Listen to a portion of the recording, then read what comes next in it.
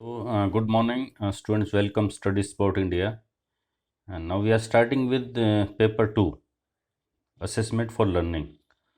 The very first subtopic is the differentiation between assessment, evaluation, measurement and examination.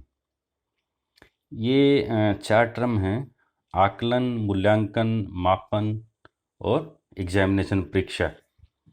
और हम we keep on using for each other, हम एक दूसरे के लिए इनका प्रयोग करते रहते हैं। There is a lot of overlapping, so इनमें आपस में डिफरेंसेस क्या है वो समझना है। तो असेसमेंट इज, आकलन एक संवादात्मक इज कम्युनिकेटिव, जिसको हम इंस्ट्रक्शंस के थ्रू कम्युनिकेट कर सकें, एंड क्रिएटिव प्रोसेस। तो assessment is a communicative and creative process जिसके द्वारा शिक्षक को यह ज्ञात होता है कि विद्यार्थी का उचित अधिगम हो रहा है या नहीं। अधिगम इज लर्निंग।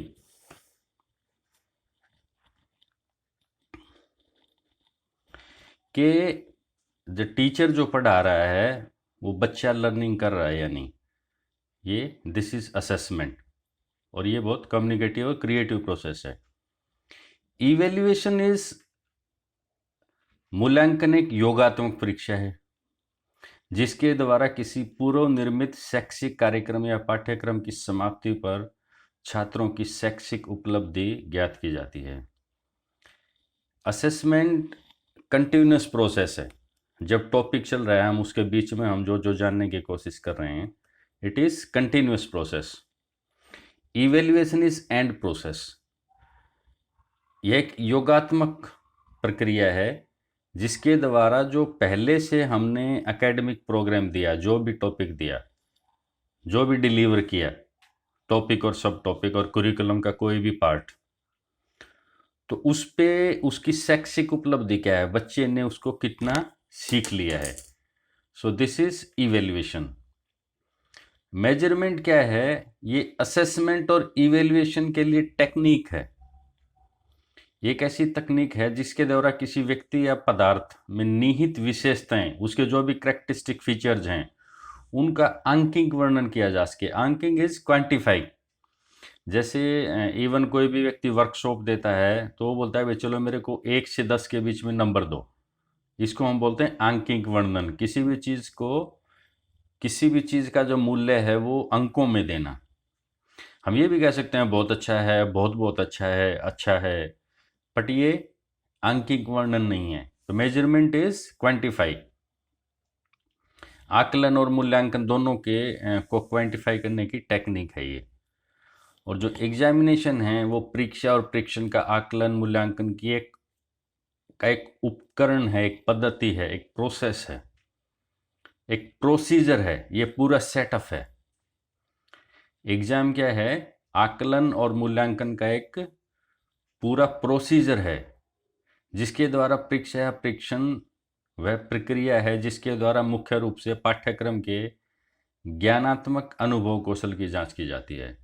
एग्जामिनेशन के द्वारा हम कुरिकुलम के ज्ञानात्मक अनुभव, कोग्निटिव अप्रोच, जिसमें ब्रेन का यूज ज़्यादा था, उसमें आपने कितनी एफिशिएंसी प्राप्त की है, वो हम जांच कर पाते हैं एग्जामिनेशन के द्वारा। सो अब हम जानेंगे इनके उद्देश्य क्या हैं। पहला तो हमने ये जाना कि ये क्या है, अब है इसका उद्देश्य। जो असेसमेंट है इसका जो उद्देश्य है, उद्देश्य इज ऑब्जेक्टिव। ये निदानात्मक है। निदानात्मक को हम बोलते हैं रेमेडियल। रेमेडी होता है ट्रीटमेंट, निदानात्मक उपचारात्मक, किसी का इलाज करना। तो असेसमेंट का जो उद्देश्य है वो रेमेडियल है। रेमेडियल का मतलब इसके द्वारा हम बीमारी को जानते हैं। पढ़ने लिखने में बीमारी का मतलब क्या हुआ कि कहाँ पे कमजोरी है, कंटेंट में है, टीचर के पढ़ाने में है, बच्चे के लर्निंग लेवल में है, तो उसके लिए उसको असेसमेंट करते हैं। शैक्षिक संदर्भ में आकलन का उद्देश्य शिक्षण अधिगम कार्यक्रम, जो ये टीचिंग लर्निंग प्रोसेस है, उसमें सुधार करना है ताकि वो हम जान के कि कहाँ पे कमी है उसको हम दूर कर पाएँ। छात्रों व अध्यापक की पृष्ठ पोषण प्रदान करना है। पृष्ठ पोषण इज फीडबैक। जो असेसमेंट है it works as a feedback. Assessment से हमें यह पता लगता है कि कैसा चल रहा है, क्या और होना चाहिए, क्या गलत हो रहा है और क्या सही हो सकता है, और इससे छात्रों की अधिगम संबंधी कठिनाइयों का ज्ञान होता है। This is problem identification. तो अगर कोई पूछे कि असेसमेंट के ऑब्जेक्टिव्स क्या है, मैं बोलूँगा ऑब्जेक्टिव्स हैं रेमेडियल, रेमेडीज़ को ढूंढना। इसके ऑब्जेक्टिव्स हैं improvement in teaching learning process. इसके ऑब्जेक्टिव हैं एज ए फीडबैक, और इसके ऑब्जेक्टिव हैं प्रॉब्लम आइडेंटिफिकेशन। इवेल्युएशन की अगर बात करें तो इसका उद्देश्य मूल्य निर्णय करना है। ये तो चैप्टर पूरा हो चुका, सिलेबस पूरा हो चुका, जिसके बाद भी इवेल्युएट हो रहा है, उसको अब नंबर देना है कि कैसा हुआ। शैक्षणिक संदर्भ में मूल्यांकन का उद्देश्य निर्धारित पाठ्यक्रम की समाप्ति पर छात्रों की उपलब्धि को ग्रेड अथवा अंक के माध्यम से प्रदर्शित करना। अब तो हमने ये बताना है कि मेरिट में कितने बच्चे हैं, फर्स्ट डिवीजन में कितने हैं, सेकंड डिवीजन में कितने हैं, फेल कितने हुए हैं। This is evaluation. मापन, आकलन और मूल्यांकन की एक तकनीक है, ये हम पहले ही बता चुके हैं। अब है एग्जामिनेशन के ऑब्जेक्टिव क्या हैं।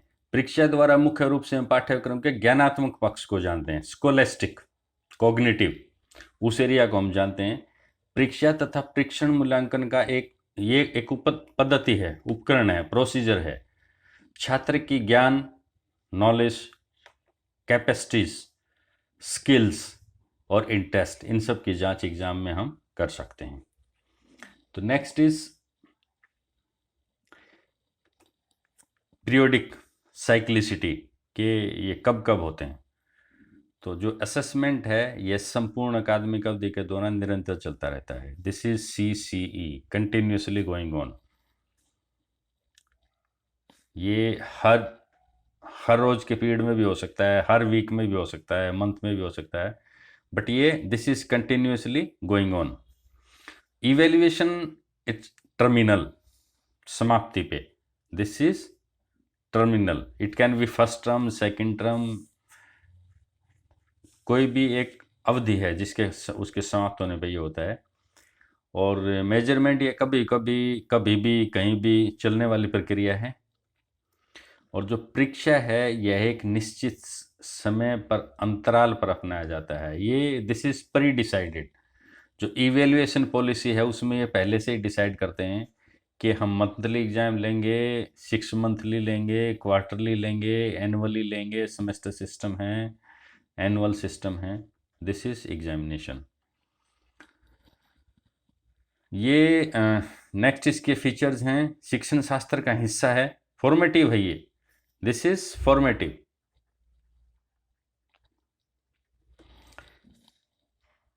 ये पढ़ने और पढ़ाने का एक पार्ट बन जाता है, असेसमेंट करना, बीच बीच में जानना।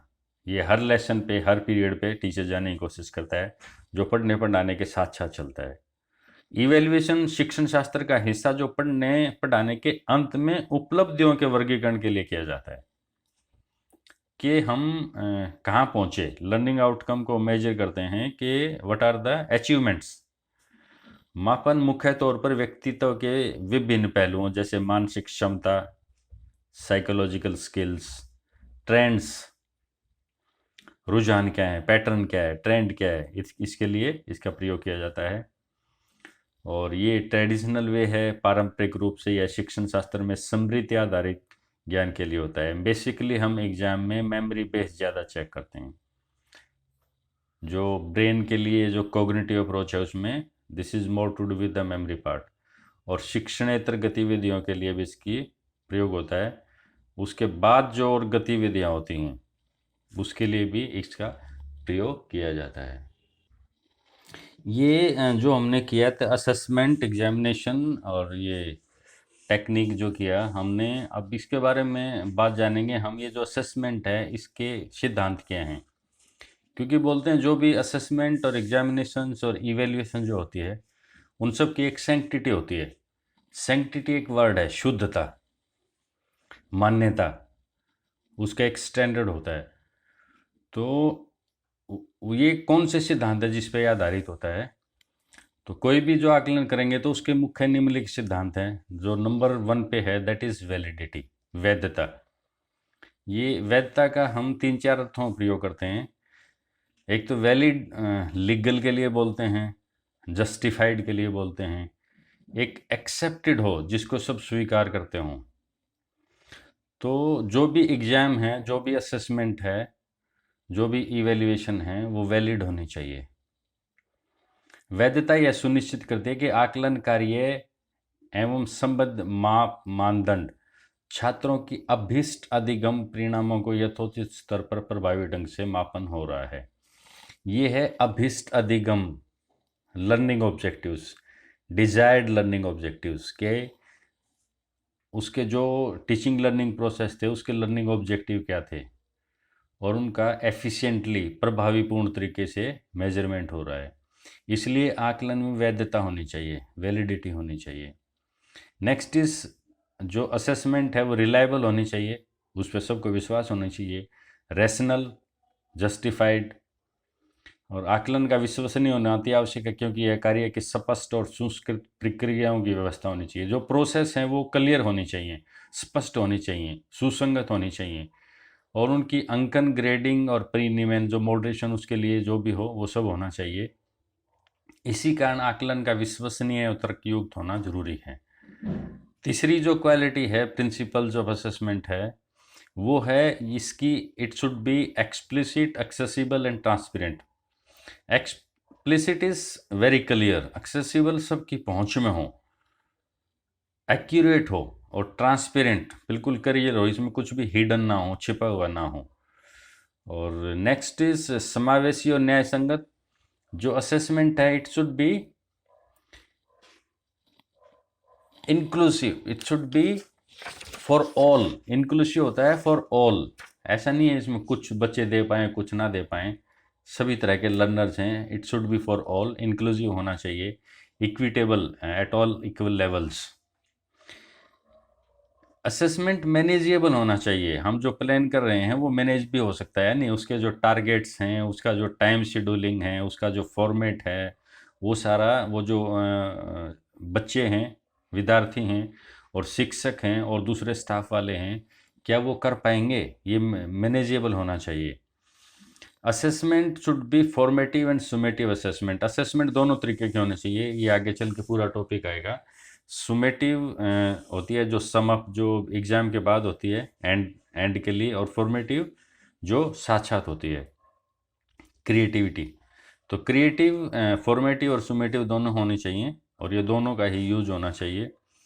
जो असेसमेंट है it should work as a feedback.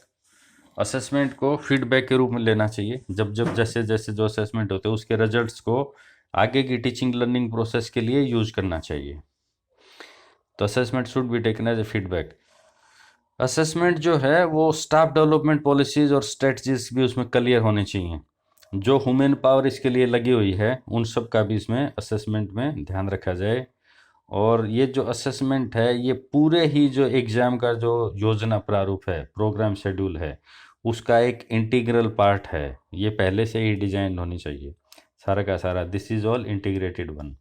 सो ये 2 सब टॉपिक इसमें हो गए हैं और इसमें से बहुत सारे एमसीक्यूज़ बन सकते हैं। एमसीक्यूज़ की उस पे पैटर्न पे आप इसको पढ़ो और एक दूसरे को कंपेयर करो, इसमें से क्या क्या क्वेश्चन बन सकते हैं। That's it, thank you.